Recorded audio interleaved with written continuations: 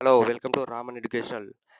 ఈరోజు మనం RS అగరంలోని percentage టాపిక్‌లో 187 క్వెషన్ చూస్తున్నాం. అయితే ఈరోజు జరిగే క్లాస్‌లో ఈ పర్సెంటేజ్ అనే టాపిక్ అనేది కంప్లీట్ చేయడం జరుగుతుంది.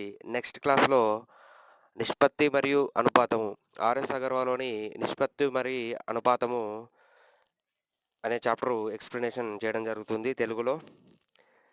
ఓకే. 187 పర్సెంటేజ్ టాపిక్‌లోని 187 కొంత పరిమాణం నేతిలో 60% శుద్ధమైన నెయ్యి, 40% వనస్పతి ఉన్నాయి. 10 కేజీ శుద్ధ నేతిని కలిపితే ఆ మిశ్రమంలో వనస్పతి నెయ్యి భాగము 20% అవుతుంది. మొదట తీసుకున్న నేతి పరిమాణం ఎంత? మొదట తీసుకున్న నేతి పరిమాణం ఎంత? అయితే ఇక్కడ మనకు మొదటి తీసుకున్న పరిమాణం తెలియదు కాబట్టి మనకు దాన్ని ఎక్స్ అనుకోండి. మొదటి తీసుకున్న పరిమాణం.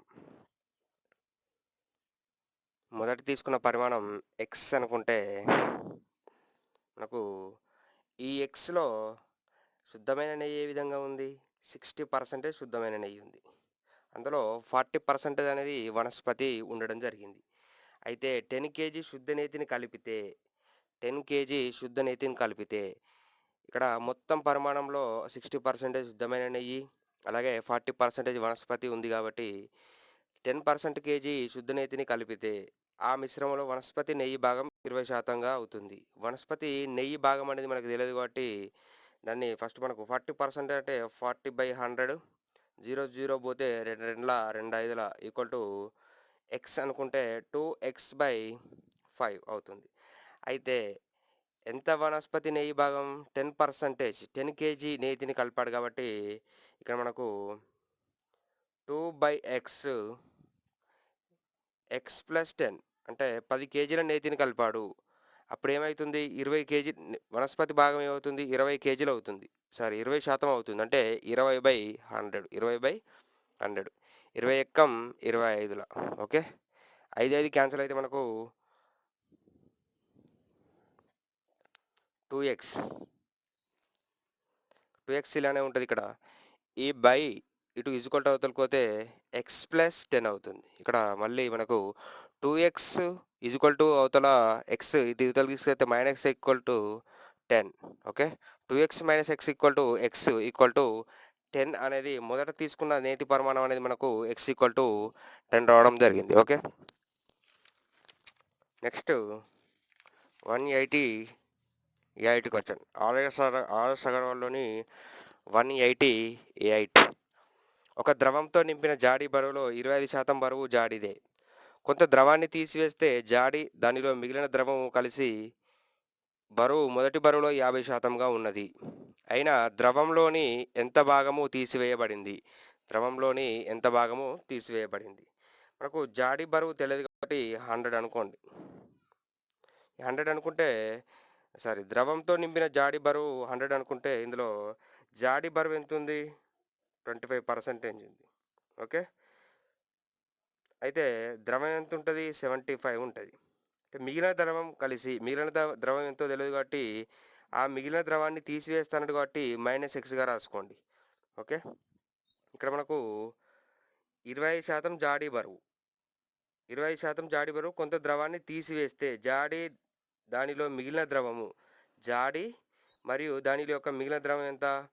25 + 75 - x ఈక్వల్ టు కలిపితే ఎంత బరువయింది? మొదటి బరువులో 50% అయింది. అంటే మొదటి బరువులో 50% అంటే 50 అన్నట్టు. ఓకే. 50% అంటే 50గా తీసుకుందాం. Next 25 + 75 100 - x equal to 50. Okay. 100 ఈ 50 ఇటు ఈక్వల్ టు అవతలకి తీసుకొస్తే -50 ఈక్వల్ టు ఈ -x అనేది ఈక్వల్ టు అవతల పోతే ఎక్స్‌గా ఉండడం జరుగుతుంది. అంటే x ఈక్వల్ టు మనకేమొచ్చింది? 50. అయితే 50 దాని యొక్క బరువెంతుంది? 50 ఉంది. అయితే జాడి బరువెంత ఇచ్చాడు మనకు? 75 ఉన్నది. ద్రవంలో మిగిలిన ఎంత భాగం ఉంటుంది? 50 ఎక్కం సారీ 25 రెంట్ల 50, 25 ముళ్ళ 75. అంటే 2/3 వంతు అనేది తీసివేయబడింది. Answer is 2/3. నెక్స్ట్. శుద్ధమైన పాలు ఉన్న ఒక పాత్రలో 20% భాగమును పాలను తీసివేసి దాని బదులుగా అంతే పరిమాణము నీరు కలిపాడు. ఈ విధంగా 3 సార్లు ఈ ప్రక్రియ కొనసాగింది. మూడోసారి ప్రక్రియ పూర్తి అయిన తర్వాత పాల స్వచ్ఛత ఎంత? అయితే మొదట ఉన్న పాల పరిమాణం మనము 1000 గ్రామ్స్ అనుకోండి. మొదట ఉన్న పాల పరిమాణం. మొదట ఉన్న పాల పరిమాణం. మొదట ఉన్న పాల పరిమాణం 1000 గ్రామ్స్ అనుకుంటే మొదట ప్రక్రియ జరిగింది. అంటే మొదటి ప్రక్రియలో 20% పాలను తీసివేశాడు కాబట్టి 1000 ఇంటూ 20% పోయింది కాబట్టి మనకెంతుంటది? 80% కనుక్కుంటే 0 పోతే మనకు 800 ఉంటది. అంటే ఇది ఒక్కసారి జరిగింది. ఈ విధంగా ఎన్ని సార్లు జరిగింది? 3 సార్లు జరిగింది ప్రక్రియ. అంటే మళ్ళీ 1000లో సారీ ఒకసారి ఒక భాగంలో ఎంతొచ్చింది? 20% తీసేస్తే 800 వచ్చింది. నెక్స్ట్ భాగంలో మళ్ళీ 20% తీసేస్తే మళ్ళీ 80 ఉండడం జరుగుతుంది. ఈ 0000 పోతే మనకు 640 మిగులుతుంది. ఇది ఎన్నో సార్ల? రెండోసారి. రెండోసారి ప్రక్రియ. అయితే మూడోసారికి మళ్ళీ ఏం జరిగింది? అదే 640లో 20% తగ్గించబడితే 80/100 ఇలా 3 సార్లు చేశాడు కాబట్టి 3 సార్లు మనం 80/100, 80/100 వేసుకున్నాం. ఓకే. 64/8 512 గ్రాములు అనేది రావడం జరిగింది. అయితే మరిక్కడ పూర్తి అయిన తర్వాత ఎంత శాతం పూర్తి అయిన తర్వాత పాల స్వచ్ఛత ఎంత? అంటే పర్సెంటేజ్‌లో కనుక్కోవాలి కాబట్టి మనం ఏం చేసుకోవాలి? పర్సెంటేజ్ కాబట్టి 100 ఏసుకుంటే ఈక్వల్ టు 2 సున్నాలున్నాయి కాబట్టి ఇక్కడ మనకు సారీ 10 ఏసుకుంటే పాల స్వచ్ఛత ఏమైతుందంటే 15.2 గ్రామ్స్ అనేది రావడం జరుగుతుంది. ఓకే. 51.2 గ్రామ్స్. నెక్స్ట్ 190. 190. ఒక కారులోని ఖాళీ ఇంధనం ట్యాంకును ఏ రకం పెట్రోల్‌తో పూర్తిగా నింపాము? ట్యాంకు సగభాగం ఖాళీ అయినప్పుడు బి రకం పెట్రోల్‌తో పూర్తిగా నింపాము. మళ్ళీ సగభాగం ఖాళీ అయినప్పుడు ఏ రకం పెట్రోల్‌తో నింపాము. ఇప్పుడు ట్యాంకులో ఏ రకం పెట్రోల్ ఎంత శాతం ఉన్నది? అయితే మనకు ట్యాంక్ పరిమాణం 100 లీటర్‌గా తీసుకోండి. ట్యాంక్ పరిమాణం వచ్చేసి 100 లీటర్స్.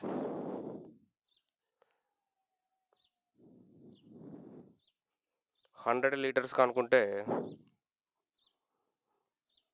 ఏ రకం పెట్రోల్‌తో ఏం చేశాడు? ఏ రకం పెట్రోల్ పూర్తిగా నింపాము. అంటే నింపిన తర్వాత ట్యాంక్ సగం ఖాళీ అయినది. ఏ రకం పెట్రోల్ 100 అనుకుంటే ఇందులో సగం నింపిన తర్వాత 50 లీటర్స్ ఉంటది. అయితే బి రకం పెట్రోల్ పూర్తిగా నింపాము. ఏ రకం పెట్రోలు 50 ఉంటే బి రకం పెట్రోల్ ఎంతుంటది? అందులో 50% ఉండడం జరుగుతుంది. అయితే రెండవ రకంలో మళ్ళీ సగభాగం అంటే రెండో రకం ఎంతుంది? మొదటి దానిలో 50% 2 50తో కలిపాము. ఓకే. ఈక్వల్ టు 2 ఎక్కం 2 25ల అంటే ఎంతొచ్చింది? 75. రెండో రకంలో ఏ రకం పెట్రోల్ 75 ఉంటే బి రకం పెట్రోల్ ఏ విధంగా ఉంటది? 25 లాగా ఉంటది. ఓకే. నెక్స్ట్ అలాగే మూడో ప్రక్రియలో మళ్ళీ 75 ఇందులో సగభాగం ఏ రకం పెట్రోల్‌తో మళ్ళీ సగభాగం ఖాళీ అయినప్పుడు ఏ రకం పెట్రోల్‌తో నింపాం. అంటే మళ్ళీ సగభాగం ఎంతుంది? 75 ఉన్నది. 2 ఏస్తే ఎంతొత్తది? 2 ఎక్కం 2 మూరల 6, 5 మిగులుతది. 2 ఏళ్ల 14, 1 మిగులుతది. పాయింట్ పెట్టుకుంటే 2 అయితది. 2 ఐదుల 10. 37.5 అనేది మనకు ఆన్సర్‌గా రావడం జరిగింది. ఓకే. నెక్స్ట్ ఒక సంచిలో 25 పైసలవి 600 నాణాలు, అలాగే 50 పైసలవి 1200 నాణాలు ఉన్నాయి. 25 పైసల నాణాలలో 12%, 50 పైసలవి 24% తొలగిస్తే సంచి నుంచి తొలగించిన డబ్బు శాతం ఎంత? సంచి నుంచి తొలగించిన డబ్బు శాతం ఎంత? మనకు ఫస్టు 600 నాణాల్లో మొత్తం డబ్బు ఎంతుందో చూసుకుందాం. మొత్తం డబ్బు వాల్యూ వచ్చేసి 600 నాణా అనేది 25 పైసలు ఒకసారి చూసుకుంటే మనకు 2 సున్నాలకు 2 సున్నాలు పోతే 25 ఐదుల 150, 25 ఆరుల 150. అలాగే మళ్ళీ 1200లో 50 పైసలవి చూసుకుంటే మనకు రూ. 600. అంటే మొత్తం టోటల్ డబ్బు ఎంతైతది? 150 + 600 = 750 రూపీస్ ఉన్నాయి. అయితే తొలగించిన 25 పైసల నాణాలు. తొలగించిన 25 పైసల నాణాలు. తొలగించిన 25 పైసల నాణాలు ఎంతున్నయి? 12% ఉన్నాయి. అంటే 25 పైసల నాణాలు ఎన్నున్నాయి? 600. అయితే ఎంత శాతం తొలగిస్తాడు? 12%. అంటే 12/100. 0 పోతే 12 ఆరుల రూ. 72. నెక్స్టు 50 పైసలు 24% తొలగిస్తే 50 పైసలవి 50 పైసలవి ఎన్ని ఉన్నాయి మనకు? 50 పైసలవి మనకు 1200 ఉన్నాయి. ఇందులో 24% తొలగిస్తే మనకి ఏ విధంగా ఉంటుంది? 12 × 24 288. అంటే ఈ తొలగించిన మొత్తం ఎంత? 288 ప్లస్ 72 ఎంత అవుతుంది? 288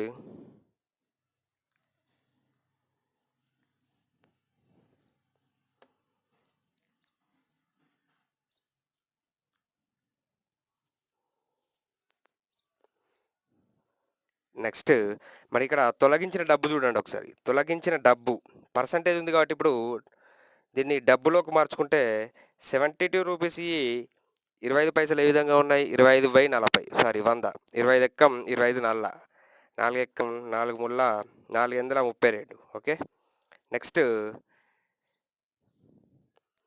ఎంత? 25 పైసలవి 288 ఇంటూ ఇందులో 50 పైసల నాణాలు ఎన్ని ఉంటాయి? 50 ఎక్కం 50 రెంట్ల 2 ఎక్కం 2 2 నల్ల 2 నల్ల. అంతే. తొలగించిన డబ్బు ఎంత ఉన్నది? ఈ 18 ప్లస్ 144 అంటే మొత్తం తొలగించిన డబ్బు 162 రూపాయలు ఉంది.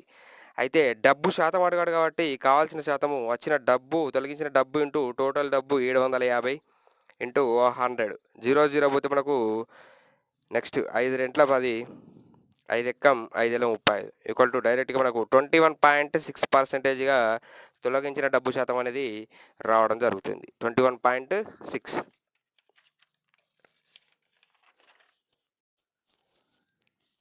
నెక్స్ట్ 192 బియ్యం ధర 2% తగ్గింది. 2% తగ్గింది. 49 కేజీల బియ్యం ముందు రేటుతో కొనుగోలు చేసిన డబ్బుతో ఎన్ని కేజీల బియ్యం ఇప్పుడు కొనుగోలు చేయగలమో కనుక్కోండి. అయితే బియ్యం ధర ఏ విధంగా తగ్గింది? 2% తగ్గింది కాబట్టి 100 నుంచి 2% తగ్గితే మనకు 98% ఉంటుంది. ఈ 98%కి బియ్యం రేటు ఎంత? ఎన్ని కిలోలు వచ్చినాయి? 49 రూపీస్కి.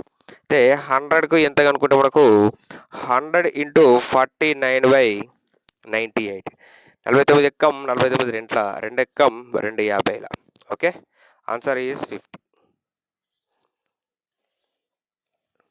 నెక్స్ట్ గోధుమ ధరపై 20% తగ్గడం వల్ల రూపాయలు 100లకు అదనంగా 10.5 కేజీ కొనడానికి సాధ్యమైంది. తగ్గించిన గోధుమ ధర ఎంత? తగ్గించిన గోధుమ ధర ఎంత?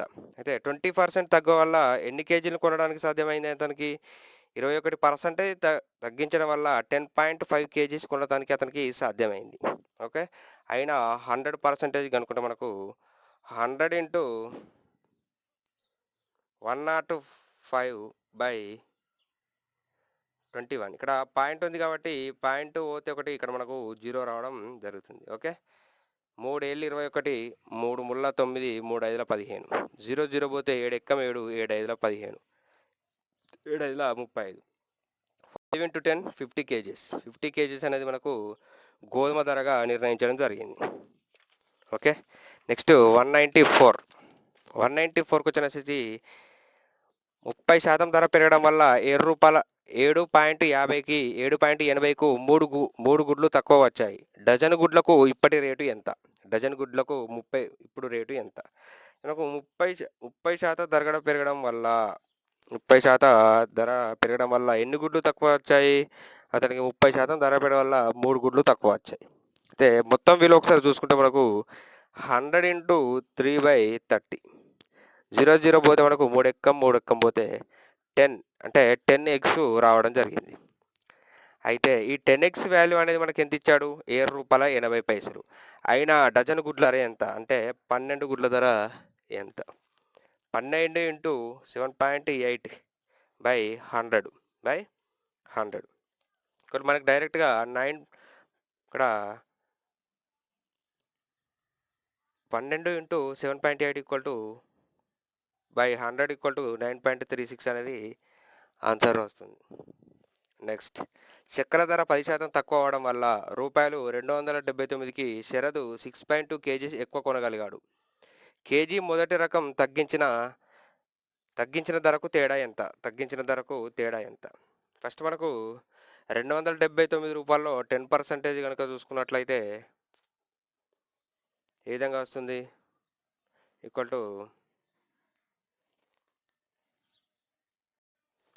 27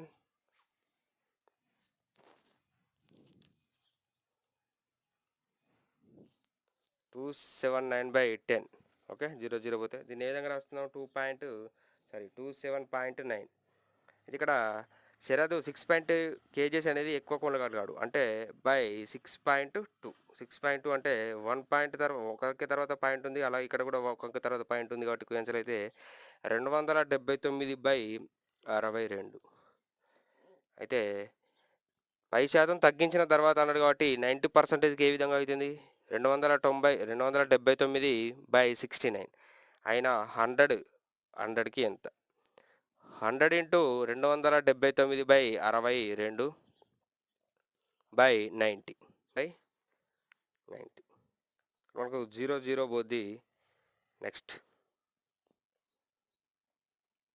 డైరెక్ట్గా మనకు 10 ఇంటూ 279/9 ఇంటూ 62గా కూడా రాసుకోవచ్చు.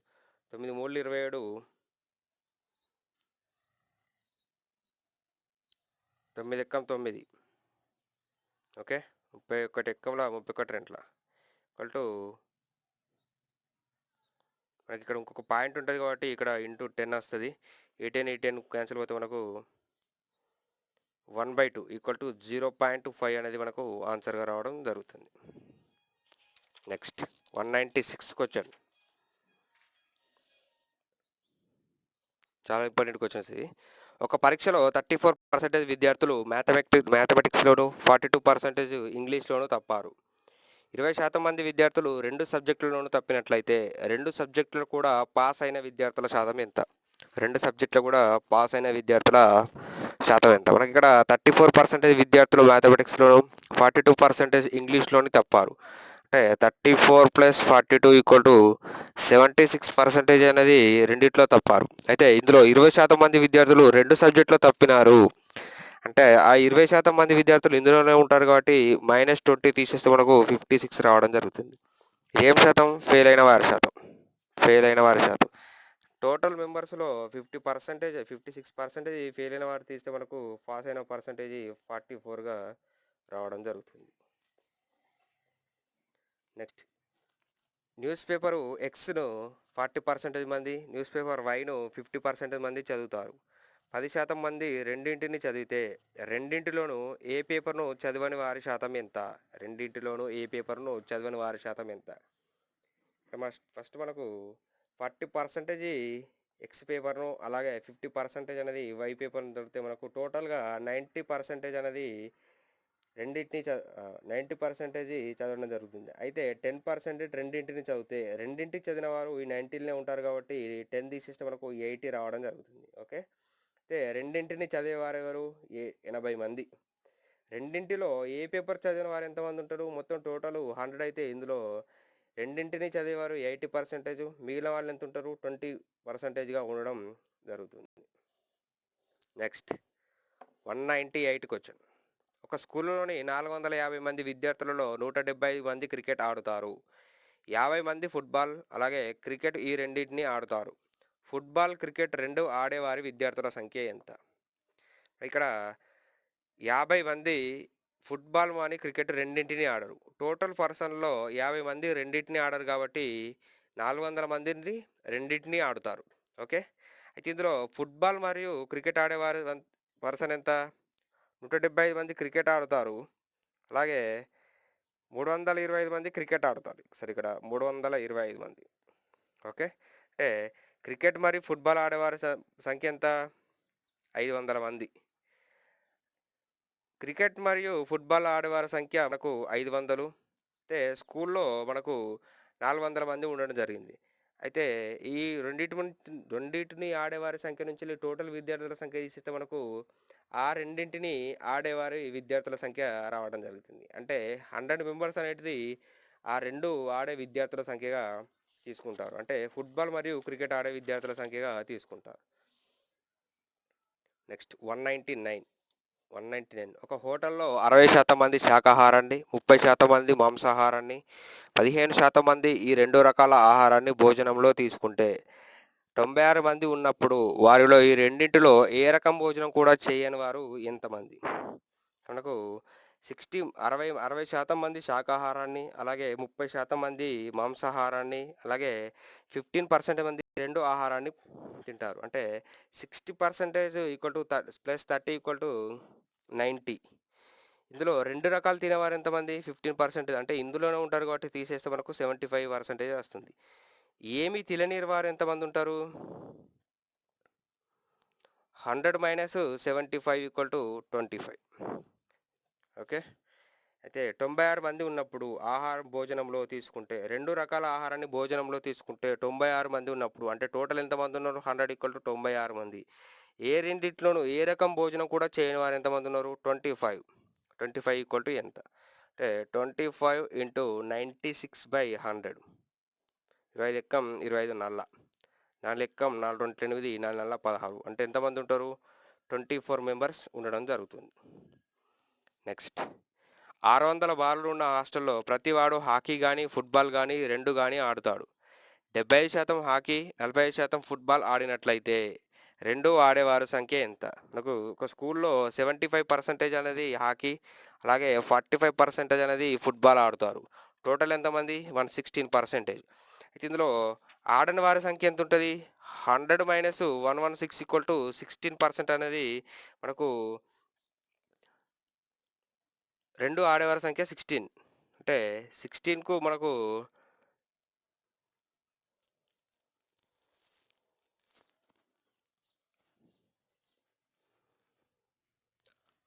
టోటల్ మెంబర్స్ ఎంత ఉన్నారు? 100 మెంబర్స్ ఉండడం జరిగింది. ఒక్క నిమిషం. 200 బాలురు ఉన్న హాస్టల్లో టోటల్ ఎంత? 200 బాలురు ఉన్న హాస్టల్లో ప్రతివాడు హాకీ కానీ, అలాగే ఫుట్బాల్ కానీ ఆడడం జరుగుతుంది. హాకీ కానీ ఫుట్బాల్ కానీ ఆడడం జరుగుతుంది.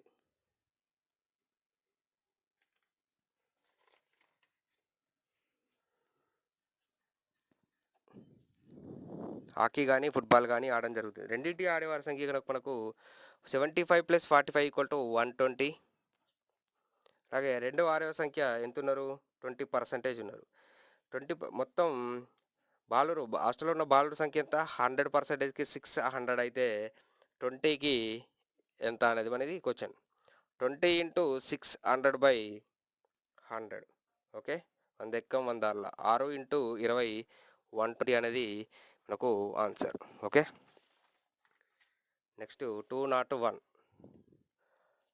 ఒక ఆఫీసులో 72% పనివారు టీని, అలాగే 44% కాఫీని ఇష్టపడతాడు. ప్రతి పనివాడు టీని కానీ కాఫీ కానీ ఇష్టపడుతూ 40 మంది రెండింటిని కూడా ఇష్టపడితే ఆ ఆఫీసు మొత్తం పనివారి సంఖ్య ఎంత? ఇందులో మనకు 72 మెంబర్స్ అనేది టీని, అలాగే 44% అనేది కాఫీని ఇష్టపడతారు. టోటల్ ఎంత అవుతుంది? 116% ప్రతివాడు రెండింటిని ఇష్టపడతాడు. ఇక్కడ రెండింటిని ఇష్టపడే వారి సంఖ్య ఎంత ఉంటుంది? -100 తీసేస్తే 16% అనేది మనకు రెండింటిని ఇష్టపడతారు. ఈ రెండింటిని ఇష్టపడే వాల్యూ వచ్చేది మనకు 40 ఇచ్చాడు. అయినా ఆఫీస్లోని మొత్తం మంది ఎంత? 100 ఇంటూ 40/16. 4 10 40, 4 నల్ల 16, 4 ఎక్కం 4 25 ఈక్వల్ టు 250 మంది మొత్తం ఆఫీస్లో పనివార సంఖ్య 250. నెక్స్ట్ ఒక పరీక్షలో సివిక్స్లో 65%, హిస్టరీలో 60%, 2 సబ్జెక్టులో 40% మంది విద్యార్థులు పాస్ అయినారు. 90 మంది విద్యార్థులు హిస్టరీ, సివిక్స్ రెండిట్లోనూ తప్పితే మొత్తం విద్యార్థుల సంఖ్య ఎంత? ఇక్కడ మనకు 65% అనేది సివిక్స్లో, అలాగే 60% అనేది హిస్టరీలో పాస్ అవుతారు. అంటే 125 మెంబర్స్ అనేది ఈ రెండిట్లో పాస్ అవుతారు. 40% విద్యార్థులు పాస్ అయినారు. అంటే ఈ రెండిట్లోని 40% అంటే ఇందులోనే ఉంటారు కాబట్టి తీసేస్తే మనకి 85% అనేది పాస్ పర్సెంటేజ్ వస్తుంది. టోటల్ 100లో 85% పాస్ అయితే మిగతా 15% అనేది ఫెయిల్ అయిన వారి శాతం. ఓకే. మనకు ఫెయిల్ అయినవి ఎంతమంది ఉన్నారు? 90 మంది విద్యార్థులు ఉన్నారు. అయినా 100కి ఎంత? 100 ఇంటూ 90/15. 15 ఎక్కం 16 అట్లా ఈక్వల్ టు 600 మంది అనేది మొత్తం మనకు టోటల్ విద్యార్థుల సంఖ్య. నెక్స్ట్ పర్సంటేజ్ టాపిక్‌లోని లాస్ట్ క్వెషన్ 203 క్వెషన్ అనేది ఒక పరీక్షలో ఒక సబ్జెక్ట్‌లో 30%, 2 సబ్జెక్టుల్లో 45% ఈ 2 సబ్జెక్టులో కలిపి 15 మంది విద్యార్థులు ఫెయిల్ అయినవారు. పరీక్షకు 2500 మంది హాజరైతే ఏదో ఒక సబ్జెక్ట్‌లో మాత్రం పాస్ అవుతూ రెండిట్లో కూడా పాస్ అవని విద్యార్థుల సంఖ్య ఎంత? మనకిప్పుడు ఫస్టు టోటల్ విద్యార్థులలో ఒక సబ్జెక్ట్‌లో మాత్రం ఫెయిల్ అయిన వారు చూసుకుంటుంటే 2500 ఇంటూ 35% 35/100. జీరోలు జీరోలు పోతే 25 ఇంటూ 35 ఈక్వల్ టు 875. అలాగే ఇదే మొత్తం మందిలో మనకు 42% అంటే 42/100. ఓకే. 0 పోతే మనకు 1050 ఉంటుంది. అయితే ఈ రెండింటిలో ఫెయిల్ అయిన విద్యార్థులు 2500లోని రెండింటిలో ఫెయిల్ అయిన విద్యార్థులు 15% అంటే 15/100. 25 ఇంటూ 15 ఈక్వల్ టు 375. నాకు ఫస్ట్ సబ్జెక్ట్‌లో 875 మంది ఫెయిల్ అయినారు. అంటే రెండిట్లో ఫెయిల్ అయిన వారు ఎంత ఉన్నారు? 375 అంటే 375. పాస్ అయిన పర్సెంటేజ్ ఎంత? 500 ఉంటారు. నెక్స్ట్ రెండో సబ్జెక్ట్‌లో 1050 ఉంటే రెండిట్లో కలిపి ఫెయిల్ అయిన వారు 375 ఈక్వల్ టు 675 అనేది రెండిట్లో పాస్ అయిన విద్యార్థుల సంఖ్య. అయితే ఈ రెండిట్లో పాస్ అయిన విద్యార్థుల సంఖ్య మొత్తం టోటల్ వచ్చేసి ప్లస్ చేస్తే మనకు 1175 అనేది రెండింటిలో పాస్ అవ్వని విద్యార్థుల సంఖ్య. ఓకే. ఈరోజుతోని పర్సెంటేజ్ అనే టాపిక్, శాతాలు అనే topic RS Agarwal explanation complete చేయబడింది. నెక్స్ట్ క్లాస్‌లో నిష్పత్తి మరియు అనుపాతం అనే టాపిక్ స్టార్ట్ చేద్దాం. ఓకే. Thank you.